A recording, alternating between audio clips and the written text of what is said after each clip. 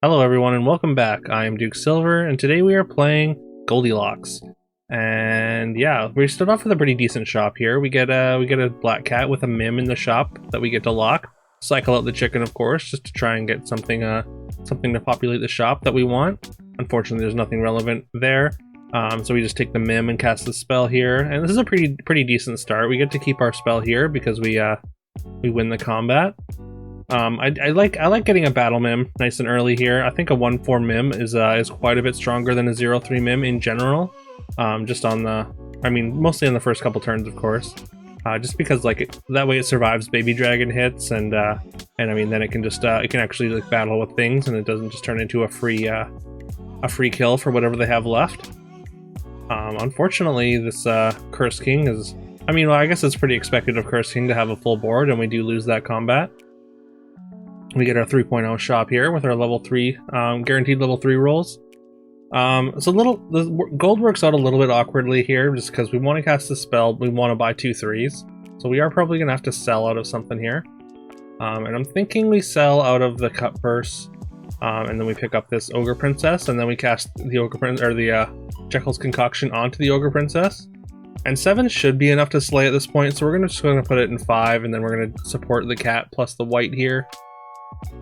We picked up the white just as sort of like a speculation, just in case dwarves show up for us, and also it's an evil, so it kind of works on our board as well.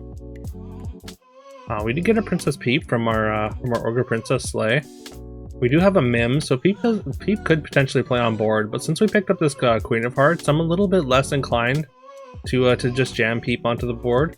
Obviously, Ogre Princess has to stay, so putting too many non-evils on the board is a little bit awkward. We're gonna sell this. We roll and we picked up a chicken, and then we're just gonna cycle this other chicken out. And we're gonna pick up another black cat, and we're gonna lock this this party. So yeah, we are gonna start next turn with a party. Unfortunately, Baby Dragon there does take out our Queen of Hearts, and they have a golden Medusa already, so that's a little bit problematic for us. But we do get the win there. Although it's a very strong unit to get early. Alright, yeah, we're going to party here. And then we're going to pick up this Ogre Princess pair. We're only left with 1 gold, though. So, we could... we're probably just gonna take a roll and see if we hit any relative... or any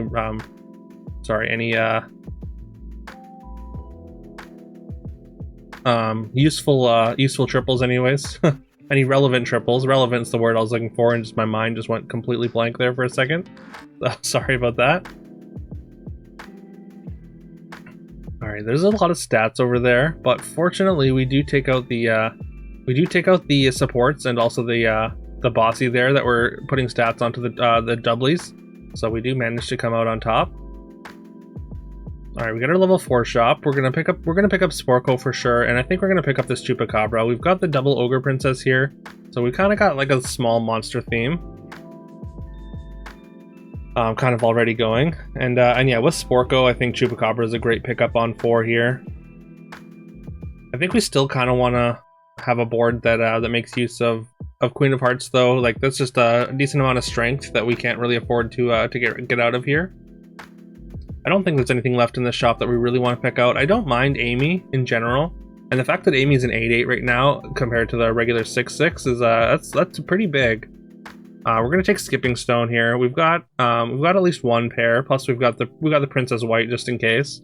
Not that I think that it's gonna get there, but we do have the pair anyways. And yeah, as with Goldilocks, I think you're relatively likely to find more triples.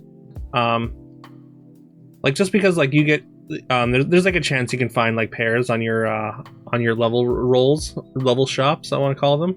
I'm not really sure what the term would be, but yeah, each level the fixed shops you get anyways.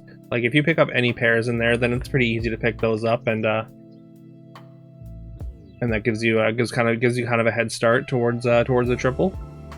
Obviously, you're not going to find triples on those shops for units that you already have, but again, I think it's relatively easier. Like it's not like an incredibly high, or like a huge amount more chance. Sorry, just tripping over my words today. But yeah, look at this. We get a pair of Neans. So so exactly what I was trying to say is fortunately shows up in an example here. And it's the best example of it because of course double Nean is a treasure in itself. I was looking at I was thinking about staff here, but I think we need stats. Like our health isn't all that great, although we are in the top 4 of health totals anyways, but I think our board is relatively weak here, and we do need to add some stats to the board. Also, we still want to try and hit this triple for this Ogre Princess, so I think we're gonna take Horn here. It's gonna give us our Sporko stats across our front line. And also we're going to be able to pick up a couple of pairs here. We're going to sell out a Queen of Hearts now, and we're going to pick up this this Mim because it is a pair. And now we've got we've got a Mim and a Sporko in the back line, and we're going to keep an Ogre Princess in there. And our bigger statted characters as well are going to be up front. And unfortunately, this Peter Pants has already hit Hat Ball Beaker, so they're very, very strong, and they knock us down to 12. Looking at that Rotten Apple Tree. Rotten Apple Tree is just like a pretty good stabilization character, but we really want to hit some triples and get value out of this Skipping Stone. And speaking of that, we do get to triple our Chupa, and then our Chupa yields us a Sky Castle, which immediately triples our 2 Ogre Princesses. So we get to finish our Skips Puzzle Rune. So just a really, really great turn there. And yeah, I know you probably saw the thumbnail. That is not the turn I'm referring to when I said maybe best non-Grail turn ever. So just I guess be on the lookout for that. But yeah, we did pick up because we hit level 6 with the Skipping Stone. We did get to pick up a pumpkin there, and we got significantly stronger. And this golden Chupa is actually going to go a long way to making our pumpkin a lot better, just because so many of the things that you get out of a pumpkin are going to be monsters. And yeah, we did end up locking this Princess Pete, or Empress P, sorry. Mostly because we have Sky Castle, and that it basically turns it into a Nean. And yeah, we just want to get this this treasure map done as soon as possible. Like, we're on 14, we're definitely not safe here, but we are going to pick up this Baba Yaga. It's got a bunch of extra attack, so it's a pretty big upgrade on the Sporko, as well as it has a more relevant summon for Pumpkin anyhow. And also we could potentially get a ton more value from Chupa because of it. So there's a lot of upside to it. So I figured I couldn't really turn it down.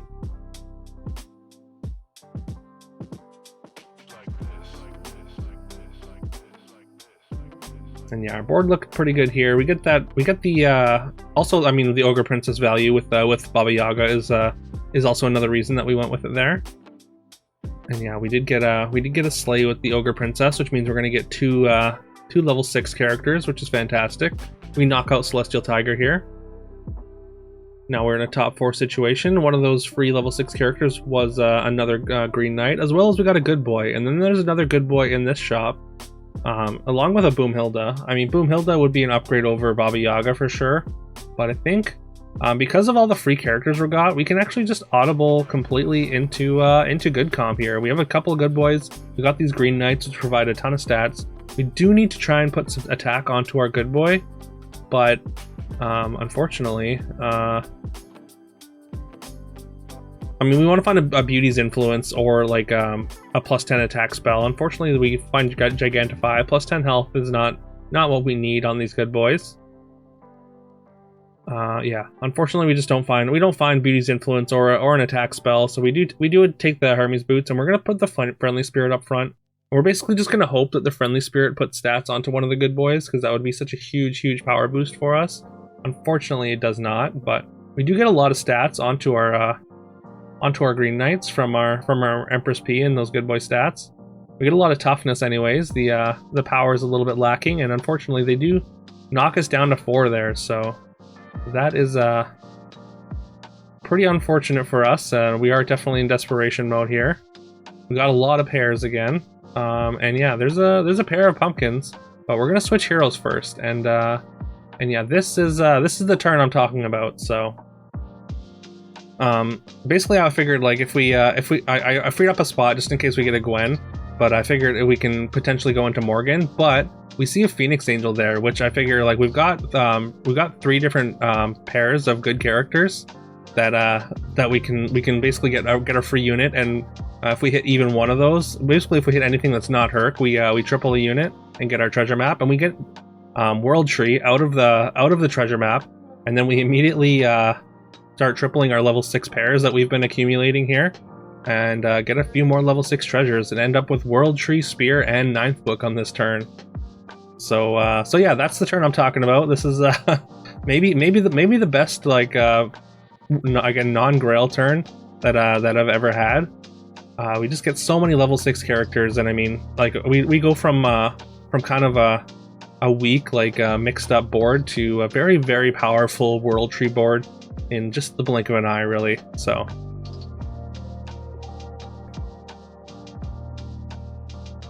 also, yeah, a little pause here just because somebody, a regular viewer from YouTube, came over and decided to follow and drop a Prime subscription on Twitch. So shout out to Tyrannosaur. Thank you again so much for that. Really, really appreciate it. Yeah, that's huge, and yeah, I really, really appreciate the support. We're gonna pick up another pumpkin here because I mean we've got 9th book. We just want to maximize on summons now. Obviously, we would love a court wizard as well, but I was considering buying this Wombats, but I figured the Chupa wasn't as big enough upgrade over Chupa to buy it. But we do find a Time Flies, and we took that, and then we just jammed the Ashwood in there at the last second there. And I mean, yeah, this opponent's board was pretty big. They have some 100 power range characters in the back, but there's just not much you can do against World Tree 9th book in general. And we get a huge Falling Stars there just to finish the fight without popping our last pumpkin, or our second pumpkin. There's another Ashwood, which we are absolutely going to take here. And usually you'd want to support both the Ashwoods, but I mean, I think the toughness from the Good Boy is worth a little bit more than the Ashwoods, and we need to have the P supported if we're going to be playing it. Otherwise, it's just a pretty useless unit there. And we want to spread out our pumpkins, so we're actually going to have Ashwood go first and have Good Boy second, which is a little bit awkward just because like you want to get those Good Boy stats as soon as possible in general. But I mean, since I think spreading out the pumpkin summons are just is just way more important. So having it in 5 is just, I figured it was more valuable anyways.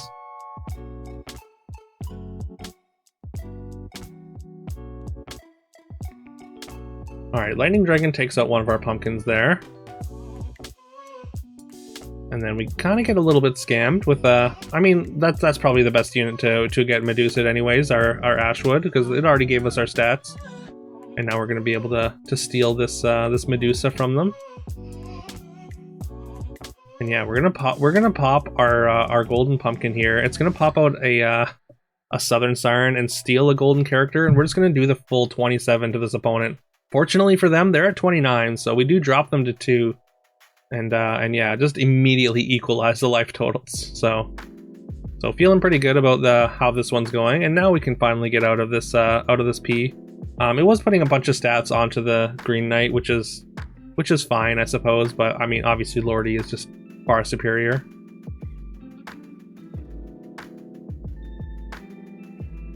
At this point, I think we would just want to Time Flies, or maybe another pumpkin, just because, I mean, of course, 9th book, but yeah, we just get Lordy. They do take out our golden pumpkin with their Lightning Dragon, though. They did. Opponent did do their best to try and give themselves a chance to win here. Lightning Dragon and Medusa, I think. They did. Lightning Dragon and Medusa really did their best here, but unfortunately for them, I mean, World Tree 9th book, you can't really beat it in general. So yeah, it was about as close as it could get. But yeah, we just had that one absolutely absurd turn, and yeah, it ended up being enough to take down the lobby from 4 HP. But yeah, let me know if you enjoyed this. Please leave a like and subscribe if you haven't already. It really helps the channel, and I really appreciate it. Leaving a like lets YouTube know that it should recommend my content to more people, and I would very much appreciate that. Also, just a quick reminder that the Super Brawl tournament will be happening next Saturday at 11 a.m. Eastern Time, cast by Yuckmouth and Horse Thief. I'm not actually sure what channel it's going to be happening on, but once I find that out, I will definitely let you know. And yeah, it would be great to see you out there. Again, shout out to Tyrannosaur for dropping a Prime sub in the middle of that game. Yeah, every bit of support really helps a lot, and yeah, I just very much appreciate it. But yeah, with all that being said, I hope you all have a great rest of your day, and I'll see you next time.